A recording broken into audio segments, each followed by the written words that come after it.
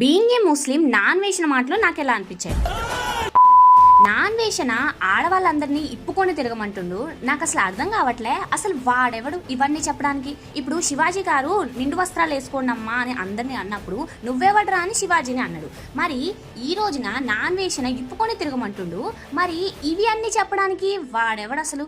అక్కడ శివాజీని రైట్ అని నేను అన్నట్లా, ఇక్కడ మరి నాన్ వేసిన రైట్ అని చెప్పడానికి మీరెవరో నాకైతే నిజంగా అర్థం కావట్లేదు అనమాట.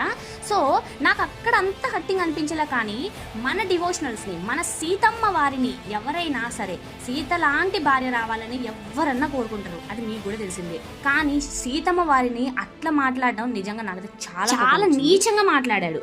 సో ఇక మహాభారతం మొత్తం టర్న్ తిప్పిన ద్రౌపది దేవి గురించి ఇంకా నీచంగా మాట్లాడాడు. అక్కడ నాకు చాలా కోపం వచ్చింది. బీయింగ్ ఏ ముస్లిం నాకైతే బ్లడ్ బాయిల్ అయిపోయింది. మరి మీకెట్లుందో నాకైతే తెలియదు, కానీ నాకైతే చాలా కోపం వచ్చింది. ఇది మట్టికి చాలా అంటే చాలా తప్పనమాట. సో ఇలాంటి వాడికి ఖచ్చితంగా కఠిన శిక్ష పడాలి. ఇక ముందు ముందు అప్కమింగ్స్ వాళ్ళు ఇలాంటి చెత్త అంతా వాగకుండా ఉండాలంటే వాడికి ఖచ్చితంగా శిక్ష పడాల్సిందే. మరి దీని మీద మీరేమనుకుంటున్నారో కామెంట్ సెక్షన్ లో కామెంట్ చేయడం మాత్రం అస్సలు మర్చిపోకండి.